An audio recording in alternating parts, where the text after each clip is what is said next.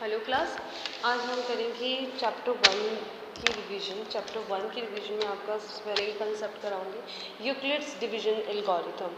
Euclid's division algorithm किस चीज़ के लिए यूज़ होता है? To find HCF। अब आपको ये पता है कि व्हाट इज HCF। HCF मतलब हाईएस्ट कॉमन फैक्टर।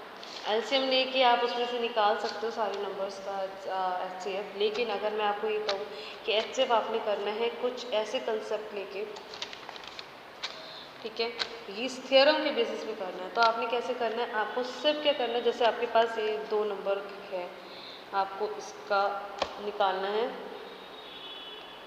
HCF।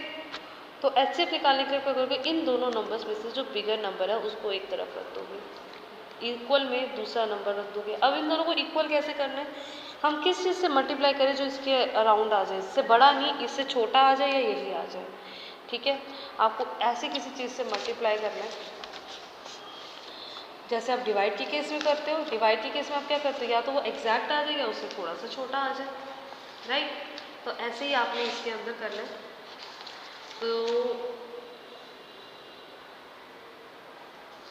तो जैसे अगर आप इसको मल्टीप्लाई करोगे तो कैसे करोगे? मतलब कि आपका, और आपने जब करना है जिस 135, अगर आप इसको 135 को 2 से मल्टीप्लाई करोगे, because I am saying the 2 divide की कैसे भी आप ऐसे ही देखते हो, अगर आप उसको 2 से मल्टीप्लाई करोगे तो आपका आंसर आएगा 270, but it is bigger than this. पर हमें तो ये चाहिए नहीं, तो हम किससे मल्टीप्लाई करेंगे? 1 से। पर हमें तो इसको इक्वल रखना है, तो 135 इंटू 1 क्या आया? 135। लेकिन किस चीज़ की कमी रह गई? 25 में से माइनस करके देखोगे 90 की, ठीक है, तो प्लस 90। तो ये अब हमारा इक्वल आ गया। अब आने के बाद इसका रोल खत्म हो गया। अब आपने किस चीज़ को लेना है? आपने लेना है 135 और 90, यानी कि 135 इस तरफ और 90 इस तरफ। याद रखना ये हमेशा, ये छोटा होगा ये बड़ा होगा, ये डिवाइड का रूल होता है। रिमाइंडर हमेशा हमारे डिविडेंड से छोटा होता है, डिवाइजर से भी छोटा होता है, ठीक है, 90। अब किससे मल्टीप्लाई करें कि हमारा ये चीज़ आए, ठीक है, ये आए या फिर इससे छोटा आए, ठीक है। अब जैसे कि अगर आप 90 को 2 से करोगे मल्टीप्लाई तो आपका 180 आएगा। फिर से बढ़ा तो हमें चाहिए ही नहीं, हम किससे करेंगे? फिर 1 से। अगर वो 2 से हुआ, 3 से हुआ, अभी हमारा 1 ही आ रहा है, लेकिन हम किसी से भी मल्टीप्लाई कर सकते हैं। और ये स्टेप तब तक करना है जब तक आपका रिमाइंडर में प्लस में 0 ना आ जाए।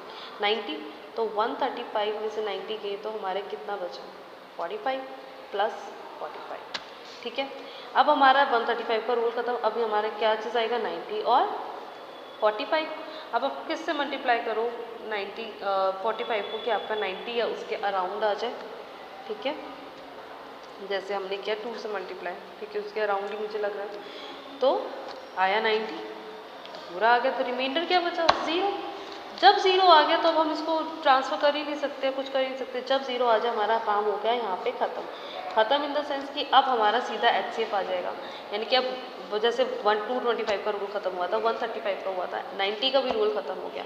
क्या चीज़ बची? 45 और 0। तो 0 तो हमारा HCF हो नहीं सकता। तो what is our HCF? 45। This is our HCF। इस 2 को 3 को यहाँ पे जो भी है उसको कंसीडर नहीं करना, आपने कंसीडर सिर्फ इसको करना है और रिमाइंडर को करना है। तो आर HCF इज़ 45, ठीक है। अब जैसे एक और क्वेश्चन मैं आपको यूक्लिड्स का करा सकती हूँ, जैसे कि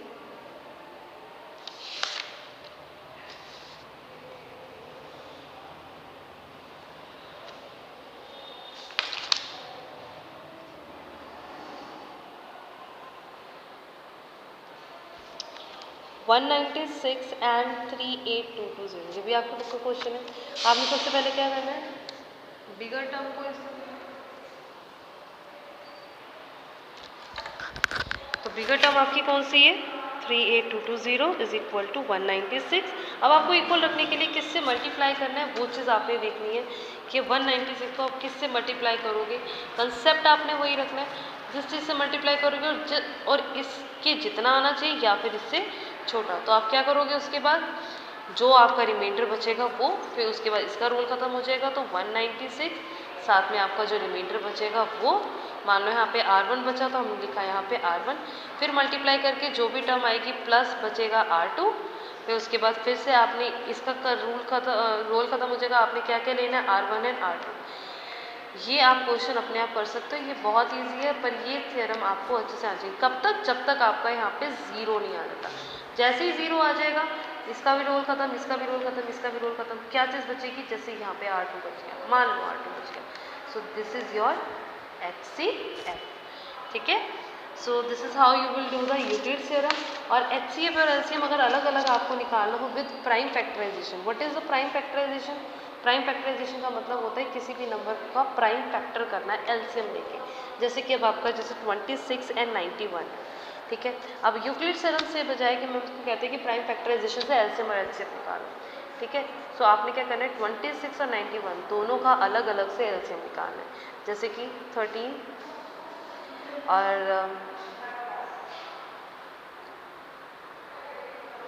7 1 3 13, दैट्स इट। तो ये आपके आगे एलसीएम। एलसीएम इसका क्या आया? 2 इंटू 13 एंड 91 का आया 7 इंटू 13। अब इसके अंदर आपको एलसीएम में क्या करना है, एलसीएम में आपने जितने भी फैक्टर्स है दोनों के मिला के लिख दो। पावर मत लिखना, सीधा फैक्टर्स लिख दो, यानी कि 2 है, एक 13 है, एक 7 है। 13 एक ही बार लिखोगे, जितने भी रिपीट हो रहे हैं आपने सिर्फ एक बार लिखना, ठीक है। उसके बाद जो भी हाईएस्ट पावर है, फिलहाल यहाँ पे 2 की भी 1 है, 13 की भी 1 है, इसमें भी 1 है, इसमें भी 1 है। अगर हमारी बाईचांस 2 की 2 होती है, यहाँ पे कुछ भी ना होता, स्टिल आपने हाईएस्ट पावर लेनी है 2। हालांकि अभी हमारा सब कुछ सेम है तो 1 ही आएगा। और HCF में क्या आएगा? HCF में सिर्फ आएगा जो कॉमन शेयर कर रहे हैं। इसके अंदर कॉमन कौन सा है? 2 दोनों शेयर कर रहे हैं, नो। 7 दोनों शेयर कर रहे हैं, नो। शेयर क्या कर रहे हैं? 13, तो इसके अंदर आपका आएगा 13 एंड विद लोवेस्ट पावर। अगर मान लो सिर्फ एक एग्जांपल ले रही हूँ, 13 में यहाँ पे 2 पावर है, यहाँ पे 3 पावर है, तो आप इसमें लोवेस्ट पावर कौन सी लोगे? जो लोवेस्ट होगी, यानी कि 2, हाईएस्ट नहीं लोगे। एलसीएम में आप लेते हो हाईएस्ट पावर और एचसीएफ में लेते हो लोवेस्ट पावर। क्यों?